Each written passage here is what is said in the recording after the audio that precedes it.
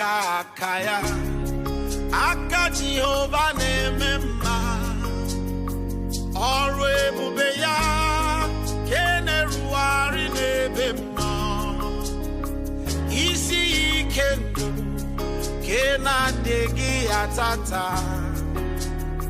aka ya aka Jehova na-ememma aka. Je suis la bonne terre. Je suis la bonne terre. Quelqu'un n'a qu'à dire je suis la bonne terre. Dis je suis la bonne terre. Alléluia. Amen. Lisons rapidement dans Luc chapitre 8. Luc chapitre 8. Là on lit du verset 1er jusqu'au 8e verset. Alléluia. Amen. Luc chapitre 8. Luc chapitre 8, verset 1. Oui. Ensuite, Jésus allait de ville en ville et de village en village, prêchant et annonçant la bonne nouvelle du royaume de Dieu. Les 12 étaient avec lui et quelques femmes qui avaient été guéries d'esprit malin et de maladies. Marie dite de Magdala, de laquelle était sorti 7 démons. Jeanne, Suzanne et plusieurs d'autres qui l'assistaient de leur bien. Une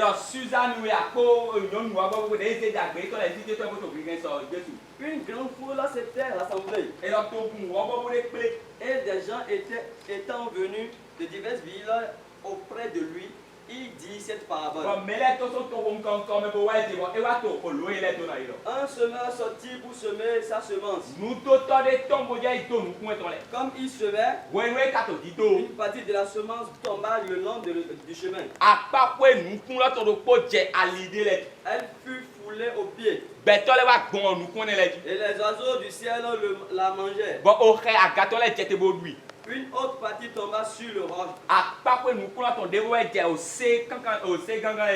elle fut levée, elle sécha parce qu'elle n'avait point d'humidité. Une autre partie tomba au milieu des épines. Les épines crurent avec elle et l'étouffaient. Une autre partie tomba dans la bonne terre. Quand elle fut levée, elle donna de fruits au centuple. Après avoir ainsi parlé, Jésus dit à haute voix que celui qui a des oreilles pour entendre. Amen.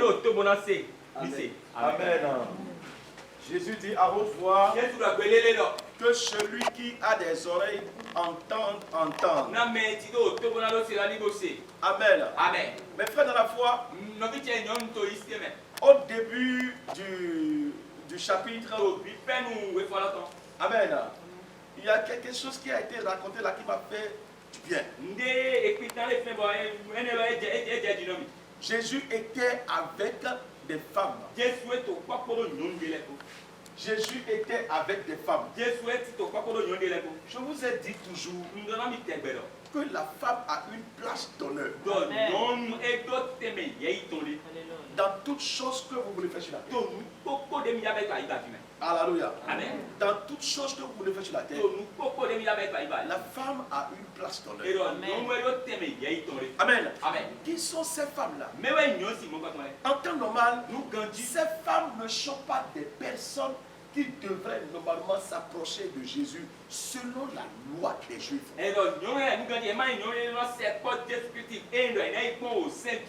Alléluia. En temps normal, parce que d'abord, parmi ces femmes, il y a des femmes mariées. Et dans la loi des Juifs, si on te voit toi en train de composer avec une femme mariée, mais c'est un problème. C'est un problème pour toi. Et parmi ces femmes, il y a aussi la femme pute. Celle que Jésus a délivrée de cet esprit démoniaque. Alléluia. Cette dernière aussi était là. Madame Zébélé était là. La secrétaire de Hérode était là. Donc chacun veut dire que dans l'intercession, dans l'église, dans l'œuvre de Dieu, il n'y a pas voilà ceux qui peuvent faire l'œuvre de Dieu et voilà ceux qui ne peuvent pas faire l'œuvre de Dieu. Alléluia. Là nous voyons que c'est des différentes personnes d'activité ou de la personnalité qui ont formé ce groupe des femmes qui entouraient Jésus en ce moment.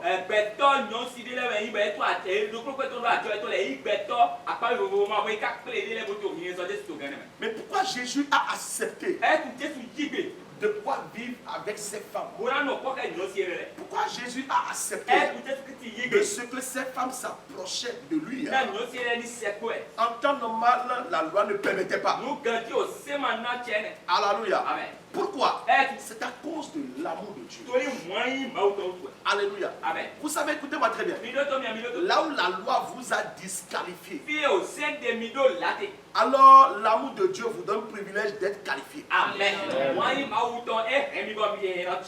Alléluia. Là où la loi vous a jeté, là où la loi vous a rejeté, l'amour de Dieu vous prend et il vous ramène proche de lui, Dieu qui a créé la loi là même. Nous voyons là ce qu'on appelle l'amour de Jésus. Pour ces femmes-là, amen. Pour ces femmes qui s'attendaient, qui ne s'attendaient à rien d'autre qu'une condamnation de mort. Ce qui restait pour ces femmes, en ce moment, c'était de ce qu'on devait les condamner. Ces femmes ne s'attendaient pas qu'elles auront encore de la vie éternelle. Ces femmes ne s'attendaient pas qu'un jour, on va les considérer sur la terre. Ces femmes ne s'attendaient pas qu'un jour, elles vont voir quelqu'un qui va leur donner de joie, qui va leur donner de gloire. Elles vont voir quelqu'un qui va les prendre au sérieux. Elles vont voir quelqu'un qui va leur donner de la vie. Ces femmes ne s'attendaient pas à ça. Alléluia. Les matchs, les maris, non, elles étaient déjà sur le point de commencer par mener une vie de la déception totale. Alléluia. Parce que peut-être c'est ton mari qui t'a dit un jour que tu es mauvaise. Ou bien peut-être c'est ta famille qui t'a rejeté.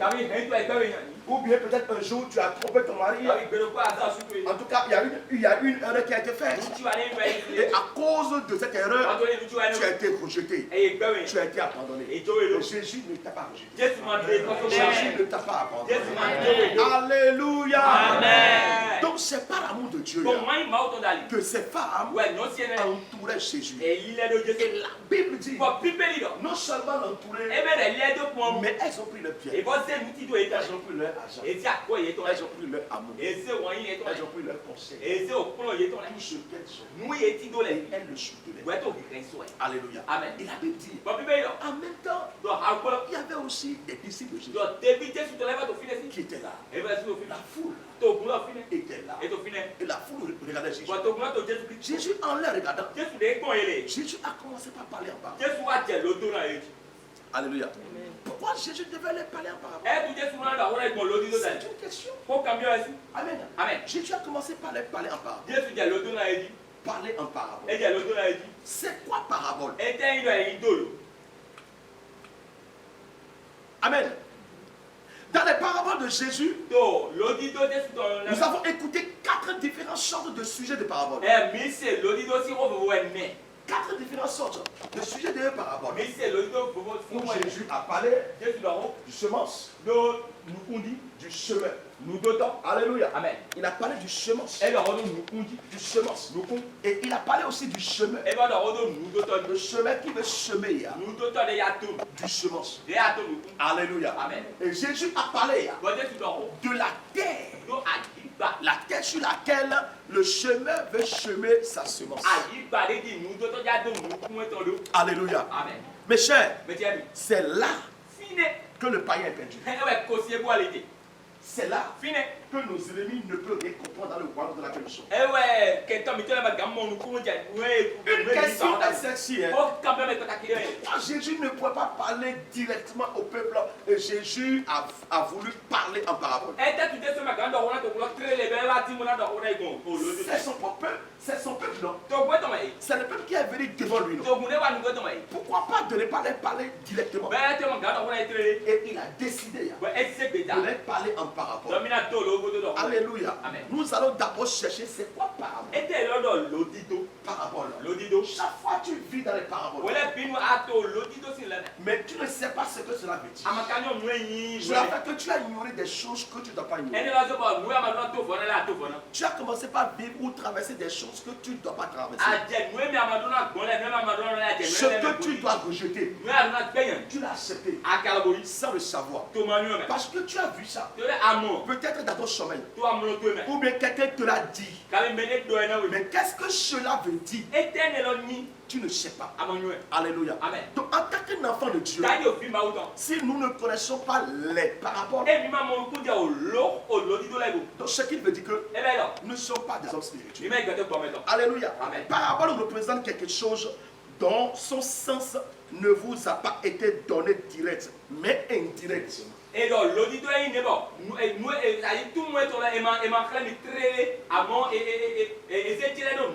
Alléluia. Amen. Vous êtes là.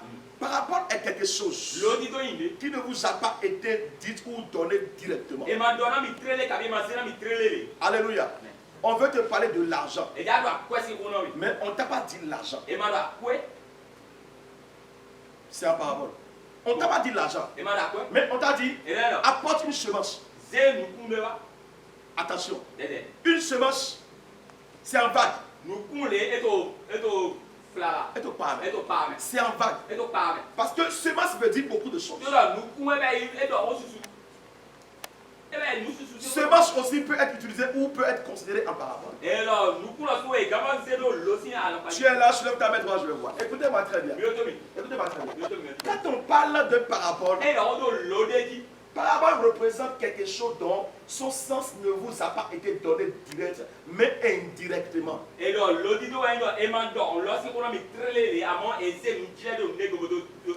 Alléluia. Amen. Tu es là, dis-moi, je suis là. Amen. Donc parabole cache le secret aux ignorants.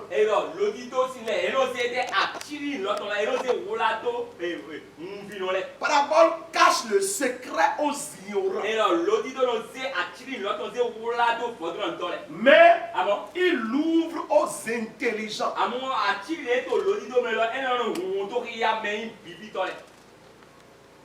Je le dis encore.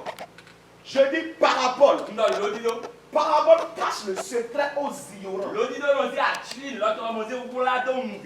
C'est de là que vous avez fait des rêves. Et vous avez même oublié les rêves. Vous avez fait des rêves. Et vous avez ignoré les rêves. Donc parabole cache le secret. Parabole comporte en lui un secret. Et ce secret qui est dedans, on peut vous montrer le secret directement. Mais on attend votre intelligence avant de pouvoir vous montrer le secret.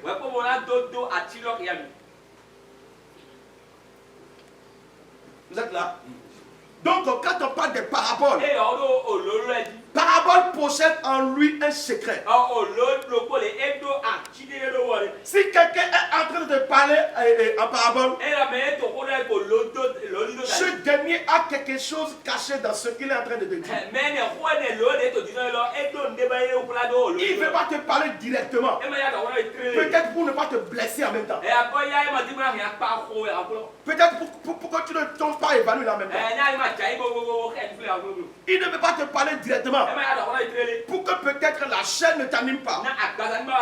Il ne va te parler directement. Pour que peut-être tu le considères bizarre. Mais si quelqu'un te parle en parabole, il t'envoie au boulot. Il t'envoie au discernement. Tu vas voir que si tu n'as pas le don, l'intention ou l'intelligence de comprendre les paraboles, tu ne peux pas comprendre ce que ce dernier est en train de dire à l'instant T. Tu vas partir à la maison. Ça a fait des temps d'abord. Il a parlé, il est déjà parti. Avant que toi tu as su le secret qui est caché dans ce qu'il a dit.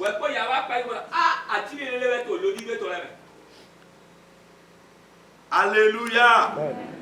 Amen. Alors, ici Jésus a utilisé le même système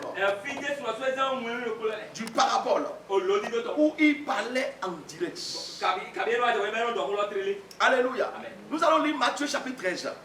Verset 10 à 13, pour voir, quand il parlait en parabole, qu'est-ce que ces disciples ont dit? Les disciples s'approchaient et lui dirent, pourquoi leur parles-tu en parabole? Jésus leur répondit, parce qu'il vous a été donné de connaître les mystères du royaume des cieux. Et que cela ne leur a pas été donné. Quelqu'un a dit waouh. Car on donnera à celui qui a. Et il sera dans l'abondance. Mais à celui qui n'en a pas, on notera même ce qu'il a. Verset 13. C'est pourquoi je les parle en parabole. Parce qu'en voyant, ils ne voient point. Et qu'en entendant, ils n'entendent ni ne comprennent.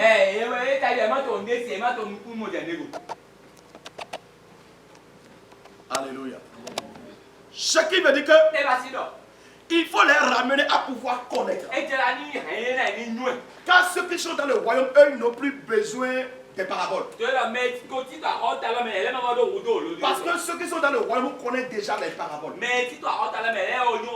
Mais le peuple qui est devant moi vient d'arriver. Le peuple est en train de voir les choses en parabole. Mais ils ne comprennent pas. Ils entendent les choses en parabole. Mais ils ne comprennent pas. Waouh! Jésus a dit ça à ses disciples. Il a dit c'est la raison pour laquelle je dois les parler en parabole. Alléluia. Donc ceux qui sont dans le royaume comprennent déjà les paraboles. Mais ceux qui ne sont pas dedans, ceux qui sont au dehors, eux, ils ne comprennent pas les paraboles. C'est là où nous avons été plus puissants que les païens. C'est là où toi qui as accepté Christ, tu es plus puissant que ton père, ta mère qui n'a pas accepté Christ. Parce que quand nous avons accepté Christ, le Saint-Esprit, le révélateur, est là pour nous révéler les paraboles. Maintenant, quand il commence par nous discerner sur les paraboles, et nous commençons par parler à côté de nos parents qui n'ont pas reçu cette grâce, ils disent en même temps en eux, tu vas dans l'église évangélique, non? Là-bas, là. On dit tout là-bas. Comment toi, si petit là, tu connais ces choses? Moi, ton père, je ne connais pas. Moi, ta mère, je ne connais pas. Et toi, mon enfant, par quel chemin toi tu as pris?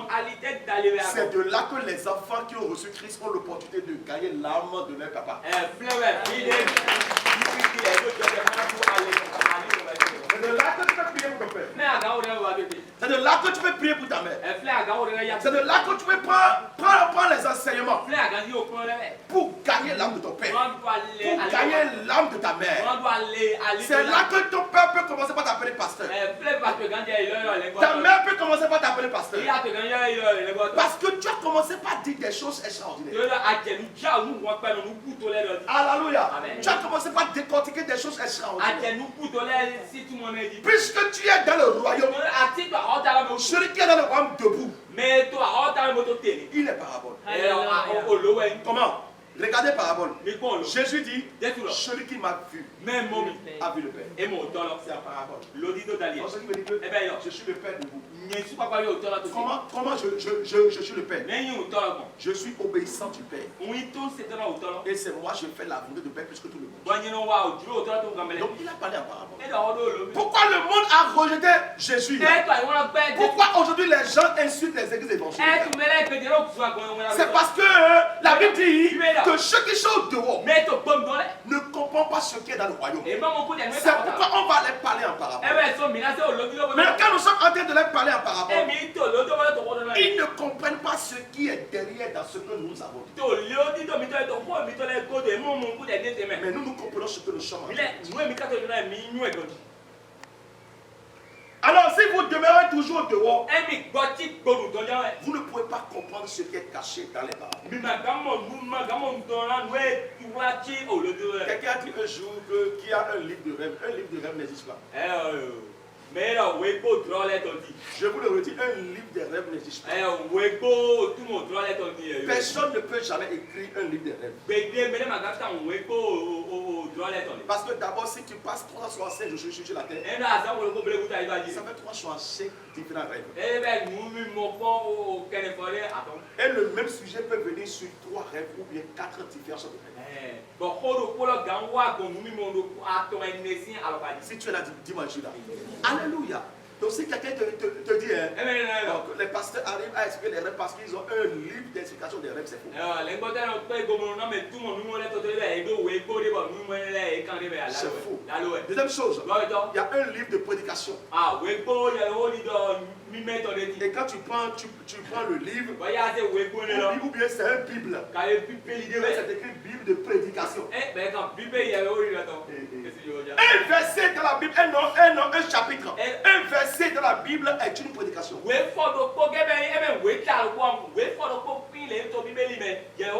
Maintenant, quelle Bible peut contenir l'explication ou la décortication de tous les versets qui sont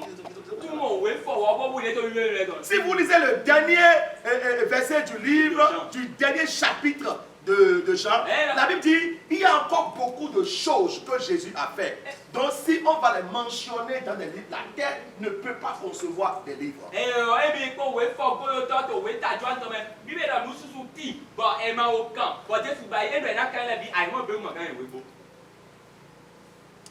Alléluia. Dis Amen. La terre ne peut pas concevoir des livres. La terre ne peut pas. Donc dis qu'il y a un livre pour les rêves. Donc quand quelqu'un fait un rêve, et s'il prend le livre, il va voir le rêve qu'il a fait. Il y a une partie dont l'explication a été écrite dedans. Il n'y a pas.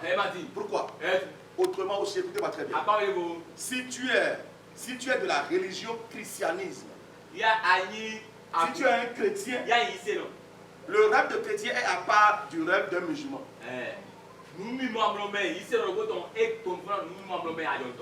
Le rêve des musulmans sont à part du rêve des vaudous. C'est encore à part le rêve des sectes, les bouddhistes, les êtres, les rosicroix, toutes ces personnes. Amen. Donc d'abord, cela dépendra de la religion, cela dépendra aussi du lieu, de l'entourage, là où tu habites. Alléluia. Dis Amen. Donc dis qu'il y a un livre de prédication ou bien il y a un livre de rêve, il y en a pas. Et la raison pour laquelle ceux qui sont au dehors les païens ont manqué de ce qui est caché dans le parabole. C'est parce qu'ils n'ont pas le Saint-Esprit. S'ils ont le Saint-Esprit, le Saint-Esprit va les amener ce qui est caché. Alléluia. Dis Amen. Amen. Amen. Les signes qui parlent en parabole. Les signes qui parlent. Amen. Les signes qui parlent en parabole. Amen. D'abord, écoutez-moi très bien. Écoutez-moi très bien. Quand on dit parabole, il y a quelque chose que nous devons voir. Il y a quelque chose que vous devez voir. Et c'est cette chose qui veut vous ramener au discernement.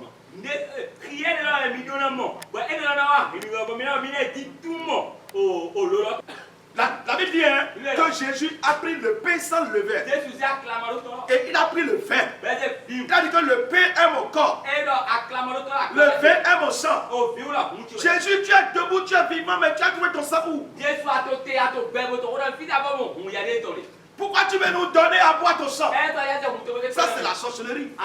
En ce moment, il avait 70 disciples. Et quand il a dit ceci est mon corps, il y a une partie des disciples qui se sont reculés. Quand il a dit ceci est mon sang, il y a une deuxième partie des disciples qui se sont reculés. Et les 70 disciples sont devenus 12 disciples. Pourquoi? Parce que les disciples qui sont partis ne comprenaient pas le signe de ce parabole dont Jésus a pris le pain sans levain et il dit ceci est mon corps, et il a pris le vin, il a dit ceci est mon sang. Et eux ils disent que ce monsieur veut nous donner à manger de la sorcellerie, alors que Jésus parlait en parabole.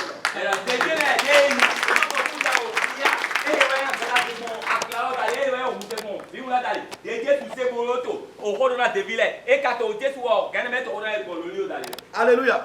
Ils se sont reculés.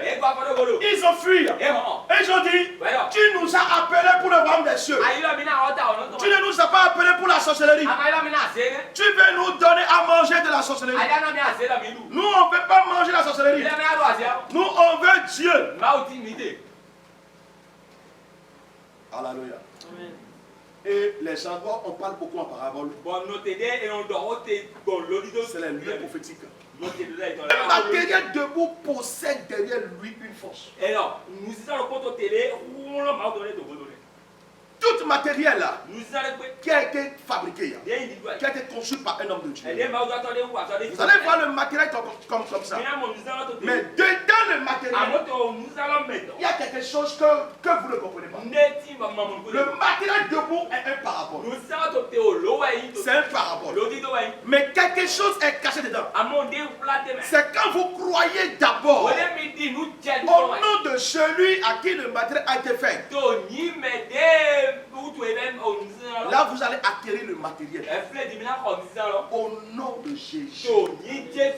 Si vous acquérez le matériel au nom de Jésus, et vous priez sur ça, et vous dites Jésus, que ta puissance se manifeste sur ce matériel, et que je vois ta gloire dans ce matériel. Mais pourquoi vous avez dit ça? Ce que vous avez dit, c'est ça qui est caché dans le matériel qui est comme un parabole.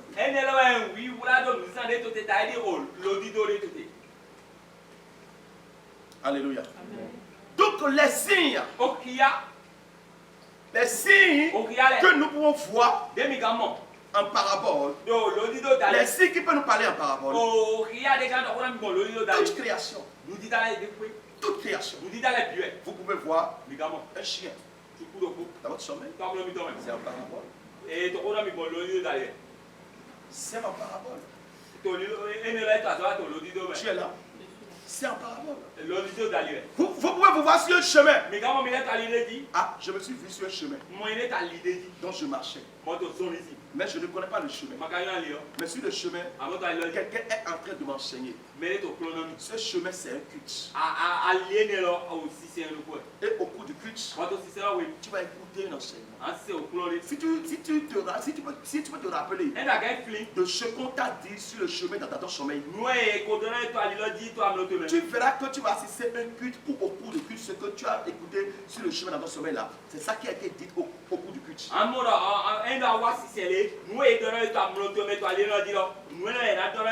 Donc un chemin par exemple, c'est un parabole d'une manifestation. On peut te montrer directement le culte. Ou tu vas te retrouver à l'église et voir l'homme de Dieu être de prêcher le message. Mais on ne veut pas te montrer ça directement. On veut te montrer ça en parabole. Et on t'a montré sur un chemin. Et tu es en train de marcher sur le chemin. Mais tu ne connais pas là où tu vas. Alors que c'est une manifestation dont tu dois assister. Toi, tu t'es réveillé. Et tu as interprété ton rêve à ta manière. La manière dont tu as accompli ton rêve, c'est à cette manière que le rêve va travailler pour toi. Si tu l'as compris sur la manière faible, toi-même tu as détruit le beau rêve que Dieu t'a donné.